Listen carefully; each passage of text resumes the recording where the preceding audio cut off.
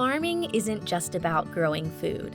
It's also about growing a business. Here at Heifer USA, we know that finding good business advice can be challenging for new and beginning farmers. So we traveled to Jackson, Mississippi to visit with Dr. Cindy Ayers-Elliott, a former investment banker turned farmer, to get her top 8 tips for running your business as a farm. In this video, we'll look at her farming journey, the challenges she faced along the way, and the business strategies that helped her overcome obstacles and achieve success. Stay tuned until the end of this video to hear Dr. Elliott's most important advice for new and beginning farmers. I'm Cindy Ayers-Elliott, and I am a farmer here at Footprint Farms in Jackson, Mississippi. Before this, I actually traveled the world doing banking for most of my working life. So to be here and to be doing farming was not what I thought my life would be about. After researching agricultural policies that unfairly affect people of color, Cindy hoped to use her business expertise to advocate for policies that would benefit farmers. But she quickly found out how little she knew about farming. I was telling the farmers all over the country about these great programs that you can get into, and you can do this on your farm, you can improve your farm this way. And they looked at me and said, "Little girl, you know nothing about farming." Some have been farming 10 and 20 years. So I got very familiar and got in the trenches with them. During these last 10 years, I've learned so much about agriculture. It's been the best decision that I did make. Now, 10 years into her farming career, Cindy is the CEO of a thriving cooperative farm business that provides fresh food, community enrichment, and agricultural training to the people of Jackson, Mississippi. Oh, let me tell you about Footprint Farms. First of all, we are 68 acres. In the city, we are actually an urban farm. We grow a lot of veggies, and we do this for the sole purpose to help eliminate food deserts in our community and in our state overall. Footprint Farms has made great progress in providing healthy food to their community. But it all had to start somewhere. We asked Cindy to tell us a little bit about the early days of Footprint Farms and the lessons she learned about structuring her farm business. So I started with the Serena Williams tennis garden. I converted my tennis court into a tennis garden, grew a lot of small tomatoes, different colors. It was just a beautiful rainbow. I had so much, I had to start giving it away. Once I decided I'm going to do ag, I'm going to do farming, I'm going to do this. But what I did first was to develop a full plan. You have to have something on paper, written down, of where you think you want to go. So you can be looking at that and building toward your end. While creating a detailed business plan, Cindy suggests performing a self-assessment to determine your resources, your goals, and your path for continued growth. That self-assessment, I don't care if you've been in business for 1 month or 20 years. You need to be looking at everything it takes for you to get from seed to sales. The land that I have, am I utilizing it the correct way? Am I doing things to make sure it's still going to be good for next generations? It's so important to have a good financial structure, and you have to start by having a good accountant. Getting your business plan is one of the greatest things you can do, and it will truly grow your business. After completing a self-assessment and hiring a good accountant, it's crucial to find the business structure that works for your farm. For Footprint Farms, Dr. Cindy chose a structure that allows her team to grow both food and farmers. Well, Footprint Farm is unique. We never do anything ordinary. We actually lease to our farmers an acre of land, a whole acre for $1. And we work as a farm, so everything goes under the umbrella of Footprint Farms. So when I lease to any other person, they have the same access to everything that I have. I truly believe that our future as farmers is to bring in that next generation and use those talents that they have. So for Footprint, all our labor is done together. If we plant one tunnel, we plant them all. We do it together. So the money is being made by all of us, and everybody shares in that profit. We have 5 farmers that actually have space here on the farm, and they're coming in and learning the business of what we do. We have Danny Murray, and he's from Jamaica. A lot of food that we never thought about growing traditionally here in Mississippi, we now grow, like callaloo and sorrel.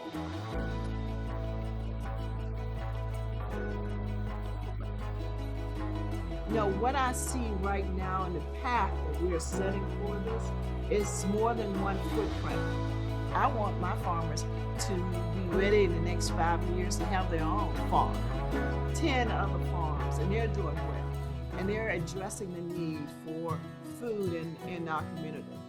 Being a woman of color, being a black woman in Mississippi was a challenge for the acceptance and the opportunities. Even when I go to purchase tractors, I get the salesman looking at me strangely, like, "You a farmer?"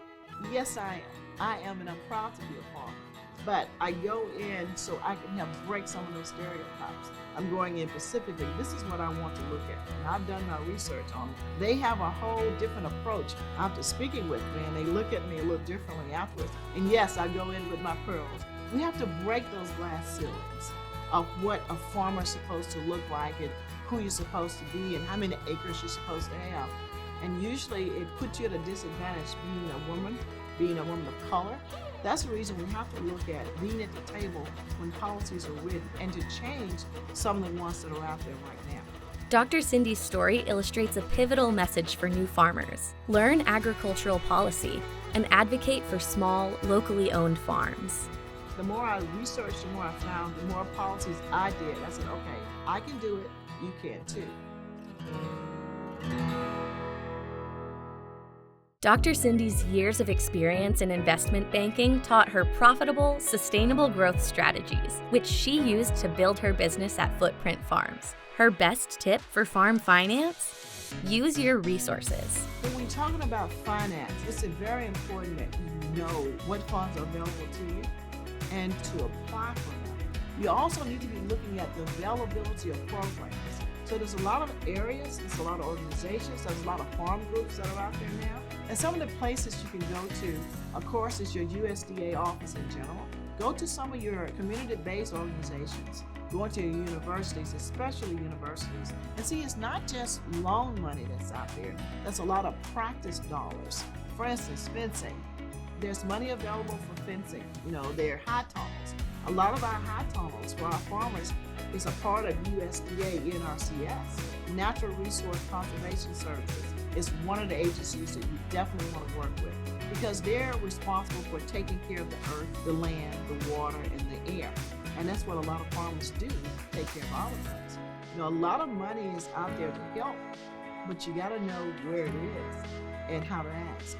Another way Cindy and the folks at Footprint Farms utilize their resources is by creating multiple revenue streams to grow their operation and provide more services to the community of Jackson. We looked at different avenues to open other possibilities for other revenue. The farmers markets is great. The food boxes that we pack with veggies that we grow, aeroponics, hydroponics. Look at that as revenue. We love agritourism. In running a business and utilizing your space, you should be very creative. This is our event tunnel. This is where we do a lot of family reunions. We've done some weddings, some birthday parties. For us, this has been a moneymaker. The other great part about this is good for bringing the community together to actually be on the presence of where your food is coming from. So hopefully you can appreciate it more, but also look around to see it's truly grown right here in the city of Jackson. More young people and more people in general need to know where their food comes from, but not just to say it comes from here, to be able to see it, to come and walk it, and to look at it as the trees grow green and produce fruit. To be able to put your hands in the soil and get that seed and plant and come back and see it growing. That's a metaphor that's real. It's the belief that we can do it ourselves and we can make a difference for our community. And at Footprint Farms, community is everything. Cindy has been a staple in this community for so many years. What she's done out here for the community of Jackson is way bigger than just having a farm. But one of the things that's truly is important is developing relationships with your community, with your schools, with your churches. For me, being an Alpha Kappa Alpha sorority incorporated woman opened up a lot of other doors. So your organization groups makes a difference as well. But you also build relationships with chefs in the restaurants, schools, hospital food, to be able to get more fresh local foods into our schools, into our hospitals, which makes it healthier for the patients and the students, and it gives revenue for the farmers. And small farmers don't have the time or the capacity to go to markets and sell, but they grow great food. So we've integrated a system where we're working with small farmers to market their goods for them. Marketing of your product and of yourself is so important. First of all, utilize that technology. You need to have every platform, a website. You need to have an Instagram page. You do need that to let people know what you're doing, because regardless of how good I grow, if people don't know it, they can't come to it. Let me tell you about a new project that we're doing in order to bring new awareness to what we're doing here at Footprint. We're doing a podcast. It's called Ag Plus Culture. We're bringing information and people to talk about things that impact you right now. Ag Plus Culture tells us about our history, about our ancestors, or what's next on the horizon with USDA, what's coming down from DC, and bringing in congressmen and congressional people as well to talk about this. You can reach us on our YouTube channel. It's MS Footprint Farms. As Ag Plus Culture grows, Footprint Farms continues to educate the next generation of farmers. Other farmers around the state, around the country, they follow in Cindy's footsteps. So it's apropos that her company is called Footprint Farms.